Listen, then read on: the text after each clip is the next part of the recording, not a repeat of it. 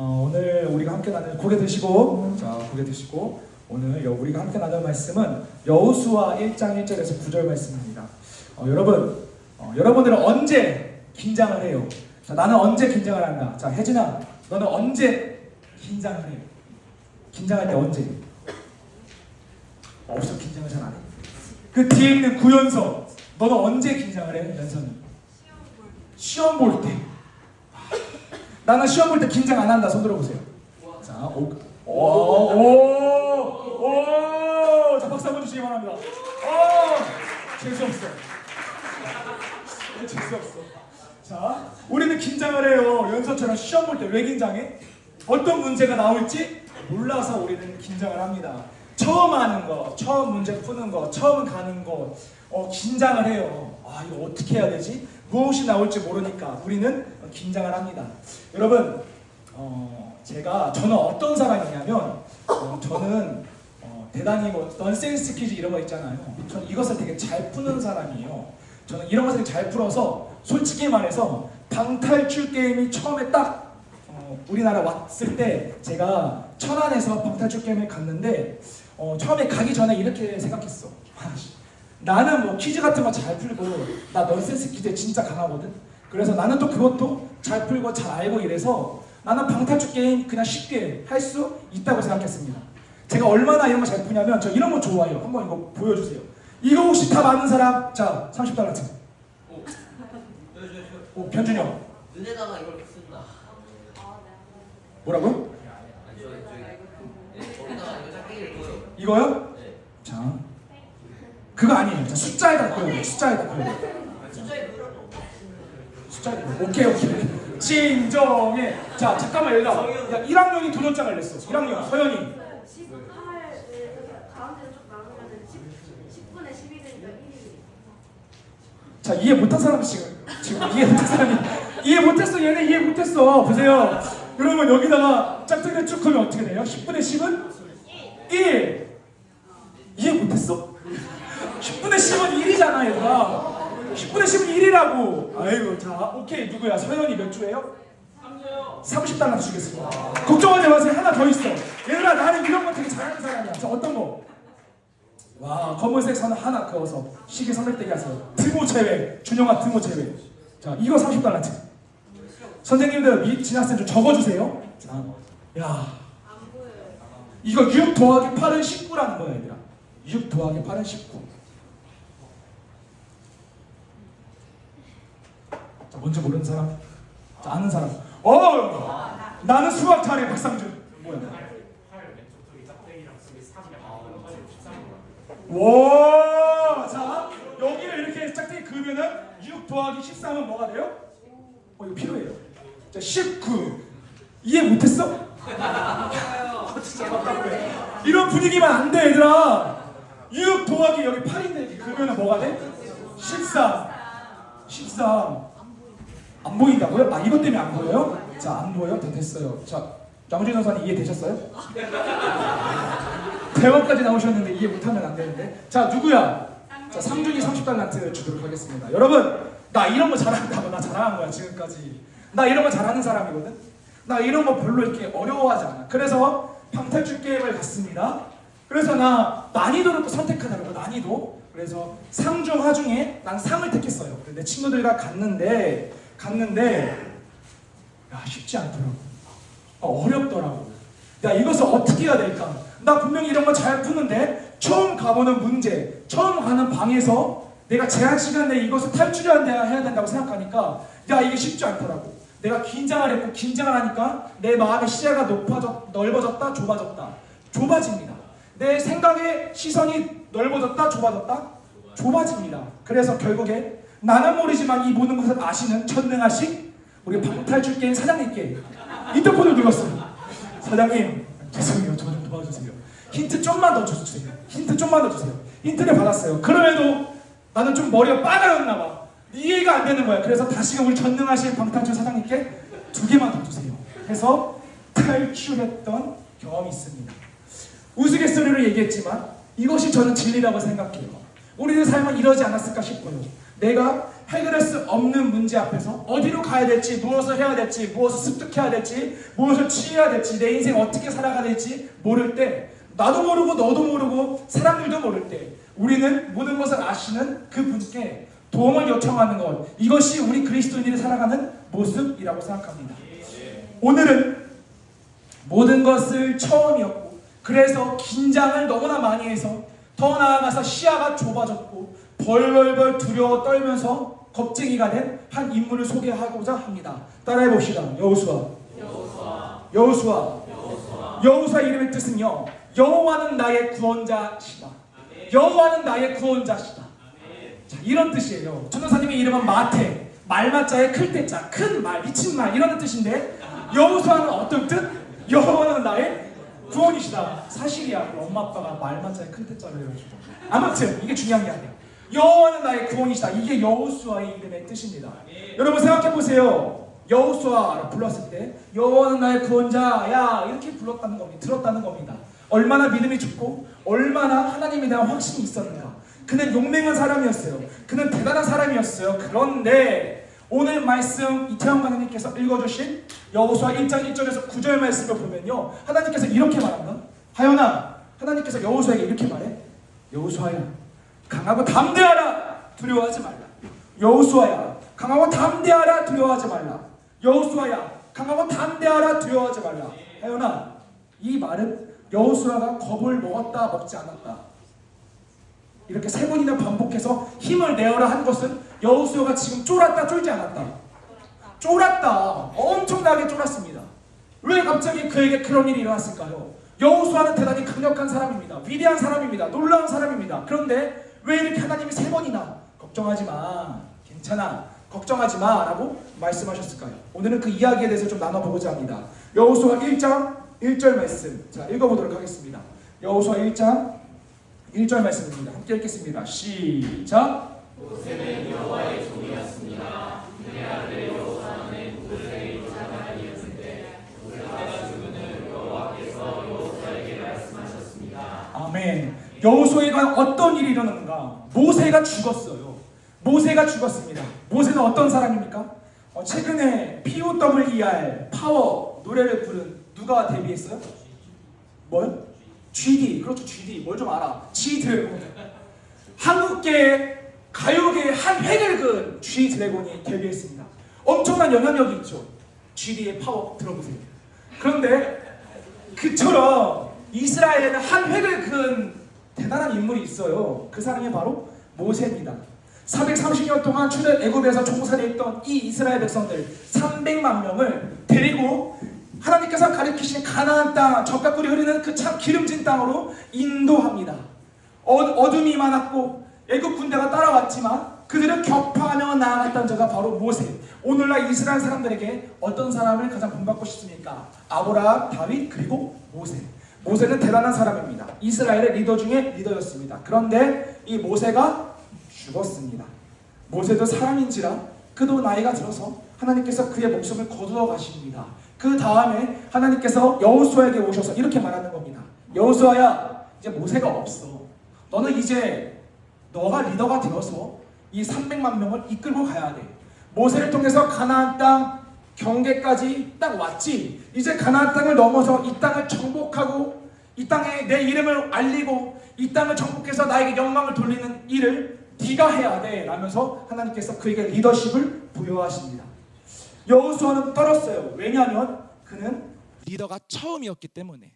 모세라는 리더의 오른팔이었어요. 그래서 모세가 자 저기로 가라 하면은 저쪽으로 가고, 자 저기로 가라 하면 저쪽으로 가고, 쟤와 싸워라 하면 쟤랑 싸우는 모세 앞에서 충성된 종이었습니다. 그런데 이제 모세가 없고 여호수아가 우두머리가 되었습니다. 여호수아는 두려워합니다. 왜냐하면 세 가지 이유 때문에. 첫 번째, 하나님, 그래서 가나안 땅 내가 어디로 가야 됩니까? 여호수아는 어디로 가야 되는지 몰랐어요. 두 번째, 여호수아는 가나안 땅에 가서 어떻게 정복해야 되는지 그는 몰랐습니다. 세 번째, 내 목숨도 책임지기 힘든데 내 뒤에 300만 명이 있다니. 자, 부장님 뒤에 300만 명이 따라옵니다. 부장님 너무 좋아 막 이럴 거예요? 아니면 중압감에 막 잠 못 자고 어떻게 해야 되지? 상황은 어떻게 해야 되냐 이러실 거예요. 후자시겠죠. 상원이한테는 안 물어볼 거예요. 지금 상원이 기분 별로 안 좋은데. 자, 사과하세요. 네. 자, 여호수아는 세 가지를 몰랐다. 어디로 가야 될지, 가나안 땅을 어떻게 정복해야 될지, 그리고 내가 어떻게 책임져야 될지. 여러분, 그래서 여호수아의 시야는 좁아져서 하나님을 바라봤던 여호수아가 하나님을 바라보지 않고 자기 자신을 바라보고 사람을 바라봅니다. 근데 사람이 뭘 도울 수 있겠습니까? 그들의 인생의 하나도 책임지기 힘든 것이 바로 사람인데, 그래서 여호수아는 두려워합니다. 좌절합니다. 그리고 그 자리에서 무릎을 꿇습니다. 저는 우리 청소년부 친구들, 여러분들이 여호수아와 동일하다고 생각합니다. 청소년기는 과연 어떤 시기인가? 청소년기, 자, 중1부터 고3 어떤 시기인가? 따라해 봅시다. 첫 번째, 어디로 갈지 모르는 시기이다. 여러분들, 청소년부 여러분들이 입술로 고백하십시오. 어디로 갈지 모르는 시기이다. 잠시만요. 어디로 갈지 모르는 시기. 찾은 사람도 있을 거예요. 뭐 하고 싶은지, 나 목표가 어디인지 찾은 사람도 있을 거예요. 그런데 대부분의 사람들은 어디로 갈지 모릅니다. 또한 여러분들이 지금 찾았다고 해도 그 목표가, 그 목적지가 달라질 수도 있습니다. 어디로 갈지 모르는 시기이다. 그런데 여러분, 더 안타까운 것은 뭔 줄 알아요? 더 두려운 것은 무엇이냐면 언제 어디로 갈지 찾는다는 보장이 없어요. 1년 후에 찾는다는 보장이 없고 2년 후에 찾는다는 보장이 없어요. 3년 후에 찾는다는 보장도 없어요. 저처럼 20세가 넘어서도 20대 후반이 되어서도 찾는다는 보장이 없습니다. 30대가 되어서도 나의 길을 찾는다는 보장이 없어요. 40대가 되어서도 50대가 되어서도 내 길이 이 길이 맞는지 의심스러워하며 두려워하며 살아가는 것이 바로 우리 여러분 그리고 저라고 생각합니다. 두 번째, 청소년기는 어떤 시기인가? 따라해 봅시다. 어떻게 할지 모른다. 어떻게 할지 모른다. 그래요, 나는 이제 이걸 할 거예요. 그래요, 나는 이제 미술을 그릴 거예요. 그래요, 나는 축구를 잘할 거예요. 그래요, 나는 이제 뭐 컴퓨터 선생님이 될 거예요. 그래요, 나는 수학 선생님이 될 거예요. 그런데 그 가는 길이 어떻게 그 가는 길을 가야 되는지, 어떻게 내가 그 학교를 준비해야 되는지 여러분 불명확합니다. 여러분들 안다고 자부하지만 그 또한 여러분들의 공부법과 여러분들의 준비법과 다를 수 있다라는 거죠. 제 친구 녀석 중에 대단히, 뜯지 마세요, 대단히 재수없는 친구가 있어요. 정말 재수없는 친구가 있어. 어떤 친구냐면 호랑이 공부법으로 공부해서 전교 15등 하는 친구들이야. 호랑이 공부법 아는 사람 있어? 호랑이 공부법? 시험 보기 3일 전에 공부하는 거야. 여러분 생각해 보세요. 마음속으로 가정해 봅시다. 호랑이 공부법은 이런 거예요. 지금 여러분들은 백두산에 와 있습니다. 저기 어딘가에 으르렁거리는 호랑이의 포효 소리가 들립니다. 뛰지 않으면 물려 죽습니다. 천천히 가서도 안 됩니다. 쉬어서도 안 됩니다. 어떻게 해야 됩니까? 심장이 터질지라도, 폐가 찢어질 것 같더라도 무수면으로 우리는 달려야 합니다. 호랑이 공부법, 3일 전부터 잠을 잔다 자지 않는다. 잠을 자지 않는 것이 호랑이 공부법이에요. 호랑이 공부법으로 이 친구는 전교 15등을 합니다. 나랑 같이 놀았는데 그리고 3일 동안 연락이 안 돼요. 무수면으로 공부를 하는 거예요. 그리고 그 친구는 전교 15등을 합니다. 제가 공부하는 법을 몰라서 그 친구에게 물어봤어요. 야, 너 진짜 호랑이 공부법 그 효과 있어? 효과가 있대. 야, 진짜 효과 있어? 효과 있대. 나 그때 중3. 효과 있다고 했다. 나도 호랑이 공부법 간다. 호랑이 공부법으로 했습니다. 자, 어떻게 되었을까? 그 친구는 전교 15등, 나는 몇 등? 315등. 호랑이 공부법 하지 마세요. 호랑이 공부법을 하지 않는 저와 여러분이 되시기를 주님의 이름으로 소망합니다. 자, 세 번째, 우리는 어떤 시기인가? 따라해 봅시다. 어떻게 책임질지 모른다. 청소년기는 여러분 인생을 책임지는 시기예요. 누가 그러더라고요. 전도사님 아니거든요. 성인 때부터 인생을 책임지거든요. 웃기지 마십시오. 중학생은 몰라도 고등학생이 되면 이제 성적으로 내가 고등학교를 고르기도 합니다. 더 나아가서 이제 내 성적으로, 내 노력의 결과물로 우리는 대학교에 입학하기도 합니다. 우리들의 성적으로, 내가 준비한 것으로 우리들은 나아갈 길을 찾는다는 거죠. 어떤 사람이 이런 말을 했어요. 어떤 사람이 청소년들을 위한 책에서 이런 말을 했습니다. 나이 곱하기 5를 해라. 그것이 당신의 책임감의 크기이다. 14살 손 들어보세요. 14살. 나는 14살이다. 곱하기 5 하면은 뭐야? 70%.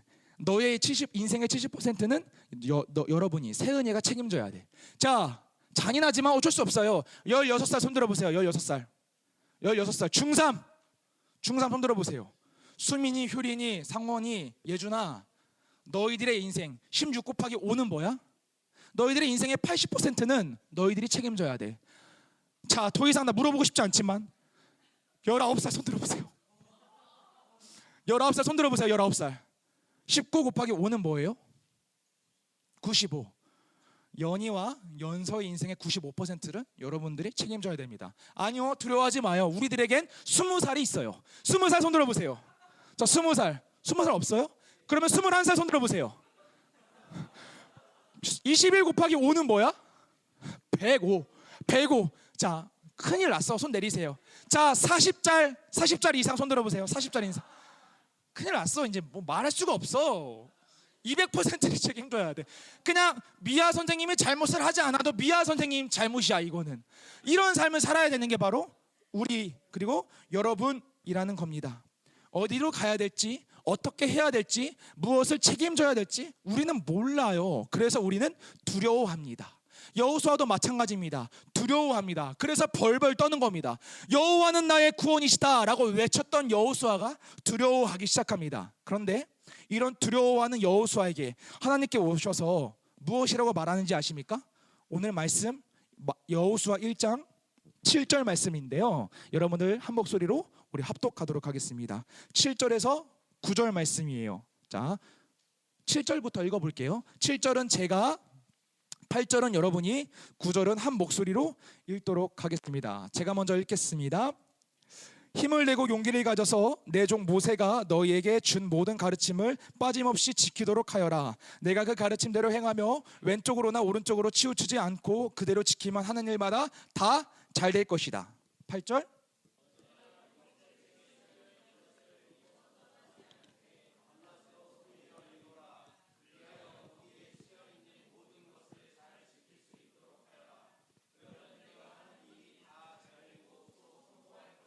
칠 절 다시 한번 읽어볼게요. 7절 한 목소리로 7절 시작. 힘을 내고 용기를 가져서 내 종 모세가 너에게 준 모든 가르침을 빠짐없이 지키도록 하여라. 내가 행하며 왼쪽으로나 오른쪽으로 치우치지 않고 그대로 지키면 하는 일마다 다 잘 될 것이다. 아멘. 여러분들 이거 좋은 말씀 같죠? 그런데 대단히 두려운 말씀입니다. 왜냐하면 하나님께서 이렇게 말씀하세요. 상우가 두려워하지 마. 상우가 두려워하지 마. 내가 내게 힘을 줄게. 너 지금 가서 격파해. 네 앞에 있는 문제 싸워서 너 이기면 돼. 이렇게 말씀하시지 않아요. 오직 강하고 극히 담대해서 7절 말씀 보여주세요. 오직 강하고 극히 담대해서 하나님께서 말씀하십니다. 무엇이라고 말씀하시냐면 내 종 모세가 너에게 가르쳐준 모든 것을 빠짐없이 지켜라. 좌로나 우로나 치우치지 말아라. 율법책, 내가 모세를 통해서 너에게 말한 그 책을 너는 매일매일 입술에 가까이 하여 읽어라. 기억하라 라고 우리들에게 말한다라는 겁니다. 여러분 이게 무슨 말일까요? 하나님께서 말씀하시는 거예요.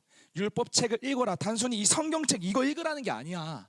율법책을 통해 기록된 그 하나님께서 이스라엘 백성들을 도왔던 그 기록을 읽으면서 생각하라는 거야. 신뢰하라는 거야. 기억하라는 거야. 마음에 새기라고 말씀하십니다.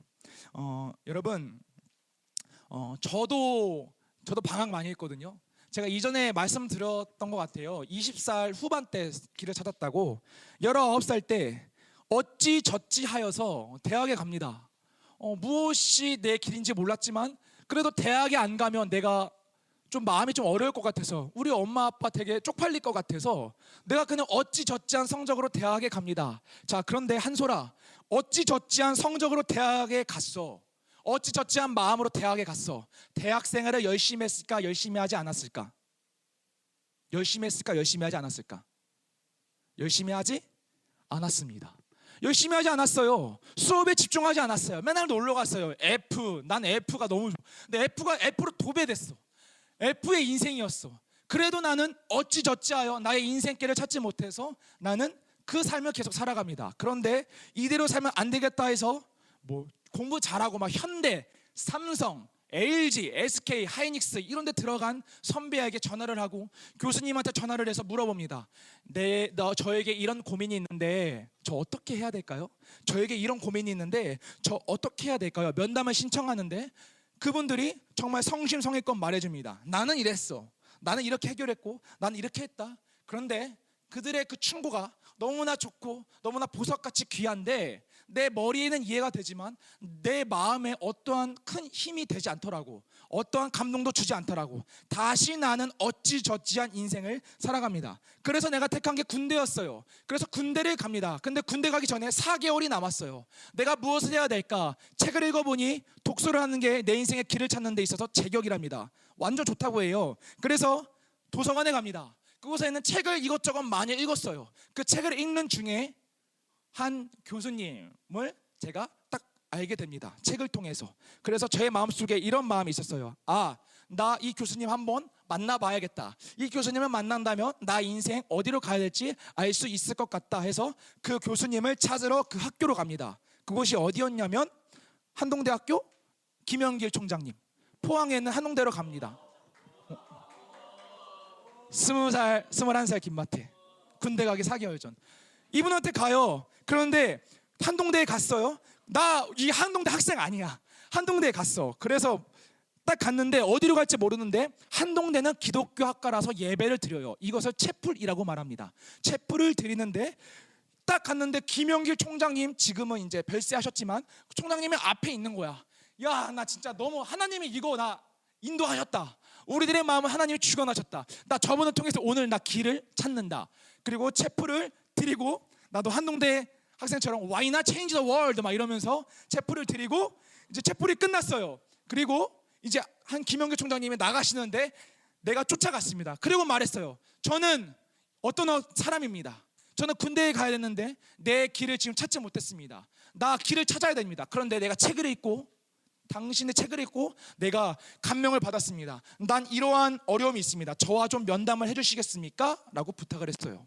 적지 않은 시간 동안 한동대 총장님과 커피를 마시면서 내가 한동대 총장님과 커피를 마시면서 면담을 했어요. 여러분, 유익했을까 유익하지 않았을까? 대단히 유익했습니다. 그런데 아쉽게도 대단히 유익했지만 나의 머리로는 이해가 되는데 그분의 가르침과 그분의 그 충고가 내 마음을 울리지가 않더라고. 내 마음을 갈피를 잡지 못하더라고. 그래서 나는 다시금 좌절하고 군대에 갑니다.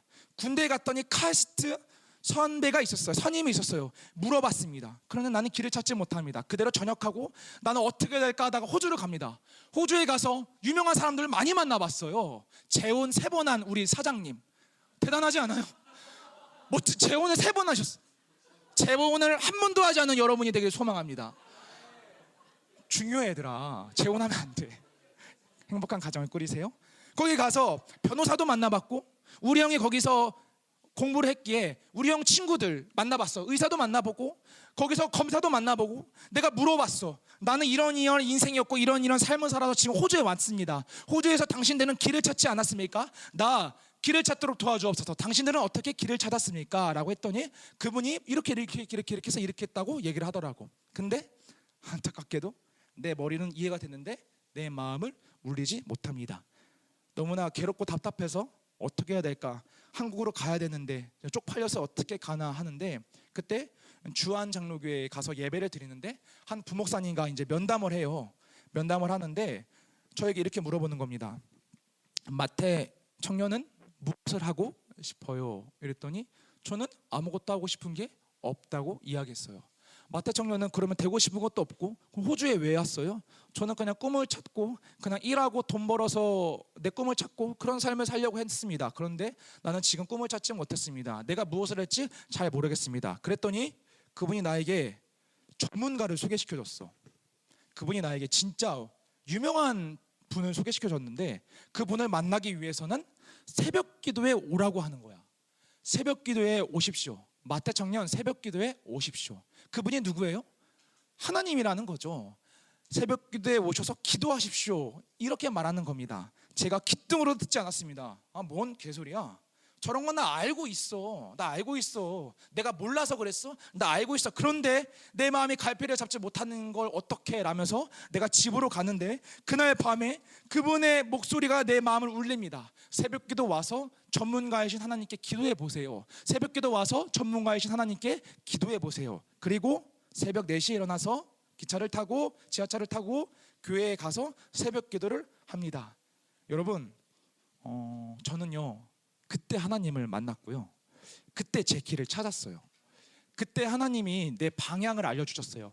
기도에서 단숨에 막 이렇게 된 게 아니에요. 하나님이 말씀하시길 마태야 이렇게 말씀하시지 않았습니다. 그런데 내가 기도하고 내가 하나님께 나아갈 때 하나님의 때에 따라서 나의 마음을 울리시고 나에게 만남을 허락하시고 그 사람의 만남이 이전에는 머리로만 이해했었는데 이제는 마음으로 이해가 되고 저 사람은 저렇게 살았구나, 저 때는 이렇게 했구나, 저 때는 이렇게 했구나. 주님께서 나의 길을 인도하시고 주님께서 나의 방향을 알려주시고 그래서 나는 이 자리에 서게 되었습니다. 여러분들은 어떤 분을 보면서 나아가십니까? 여러분들은 과연 누구에게 기도하십니까? 여러분들 다 알잖아요. 어려울 때 하나님께 기도하라는 거 다 알잖아요. 그런데 이 긴장감은요, 이 두려움은요, 우리가 눈에 보이지 않는 것보다 눈에 보이는 것에 더욱더 의지하게 만듭니다. 나는 우리 엄마가 목사님이야, 우리 할머니가 장로님이야, 우리 외할아버지도 장로님이야. 나는 이런 가정에서 태어났어. 내가 하나님에 대해서 몰랐을까?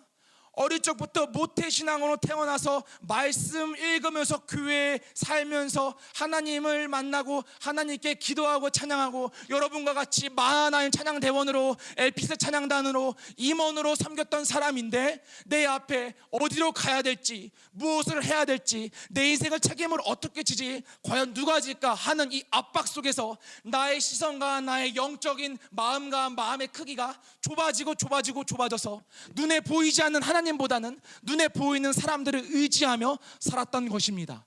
눈에 보이지 않는 예수 그리스도보다는 눈에 보이는 총장님, 눈에 보이지 않는 성령님보다는 눈에 보이는 교수님, 선생님께 기도하면서 그분께 간구하면서 면담을 신청하면서 나의 길을 찾았다라는 겁니다.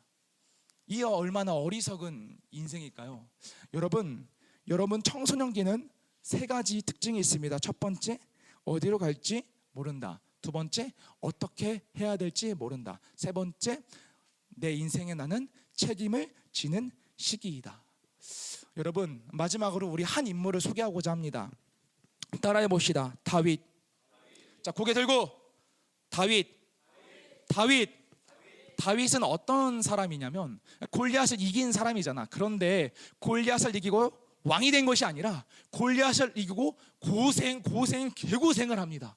그는 10년 동안 자기를 죽이려고 했던 사울 쫓겨다닙니다. 그는요 10년 동안 길을 헤맸어요. 광야 생활을 합니다. 무엇을 해야 될지, 이 문제를 어떻게 해야 될지, 내 뒤에 따라오는 수많은 나의 병사들 어떻게 내가 책임져야 될지, 그는 매 순간순간 그 고통 가운데 있었던 사람입니다. 그런데 그 고통 가운데 있을 때 하나님께서는 그 고통 속으로 찾아오셔서 가장 낮은 다윗에 있는 그 동굴 속으로 찾아가셔서 말씀하십니다. 어디로 가야 될지, 무엇을 해야 될지, 내 인생을 누가 책임지는지 알려주십니다. 그리고 훗날 다윗은요 하나님을 이렇게 고백합니다. 다윗이 싱어송라이터였어요. 시편 23편을 그가 지었거든요. 그가 얼마나 작사를 잘했는지 우리 한번 고백해 보도록 하겠습니다. 우리 다 함께 제가 한번 여러분이 한번 우리 읽어보도록 하겠습니다. 제가 먼저 읽겠습니다. 여호와는 나의 목자시니 내게 부족함이 없습니다.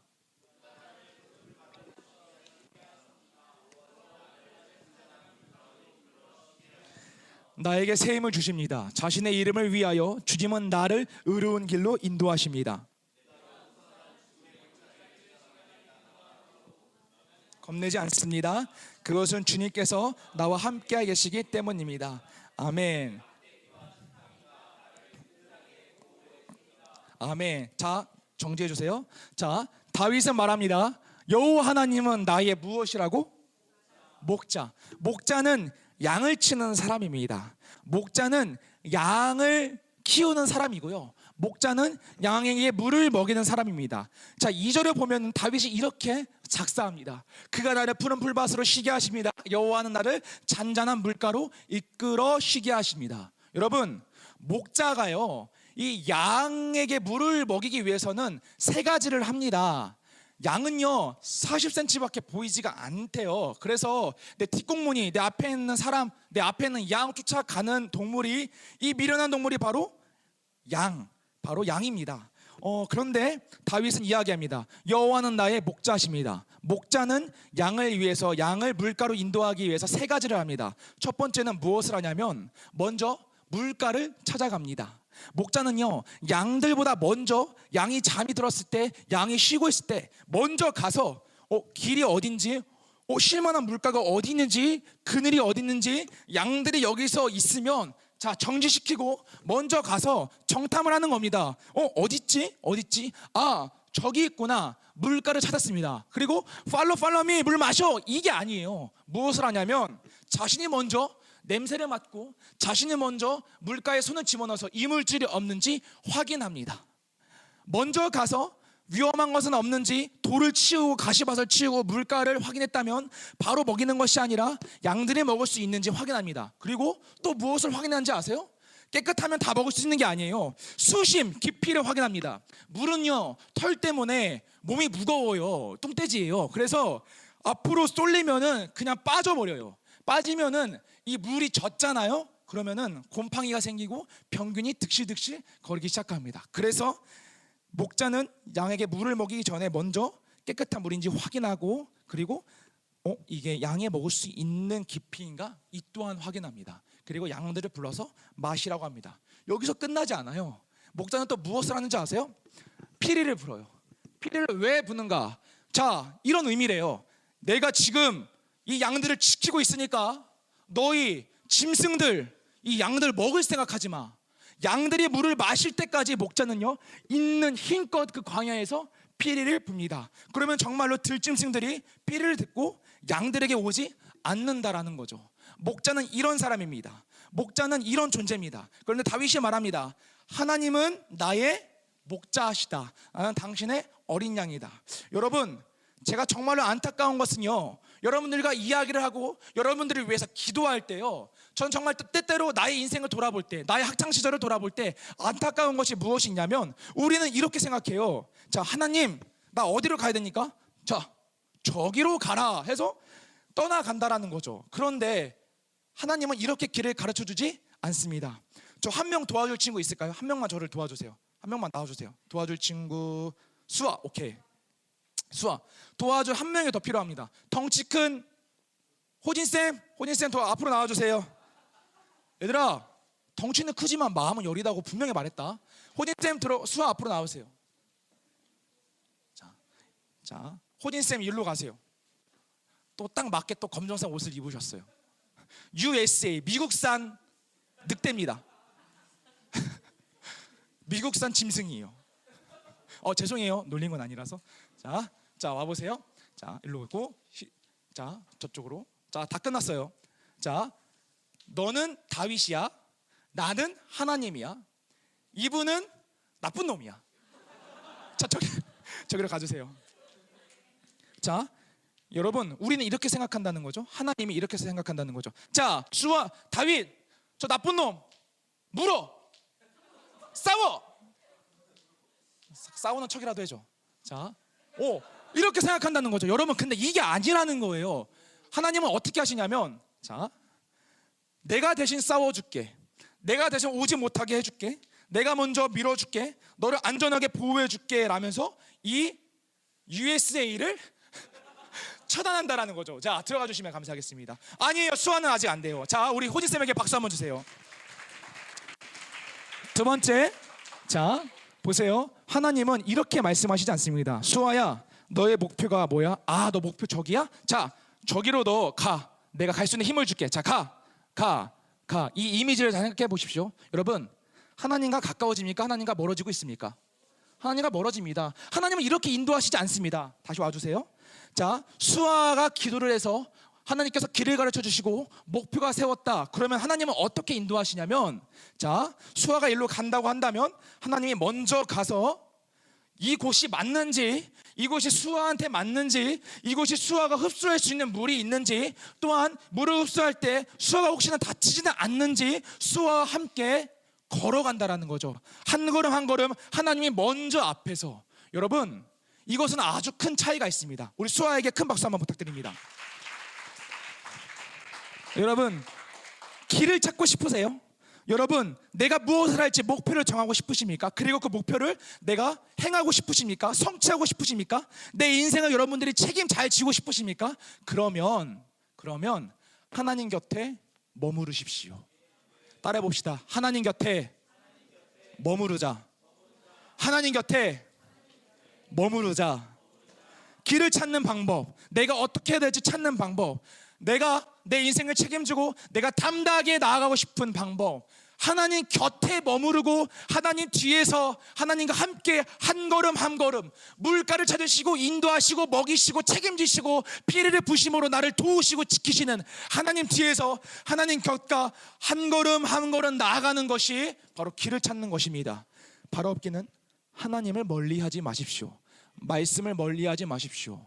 교회는 하나님을 만나는 곳입니다. 말씀은 하나님의 음성을 듣는 곳이고, 기도는 하나님과 대화하는 것입니다. 찬양은 하나님과 같이 노래하는 것입니다. 하나님과 가까이 하십시오. 목자이신 하나님께서 여러분들의 인생을 이끄시고 책임지시고 무엇을 해야 되는지 알려주실 것입니다. 이 시간 우리 그 하나님을 바라보면서 잠깐 찬양하고 우리 기도하기를 소망합니다.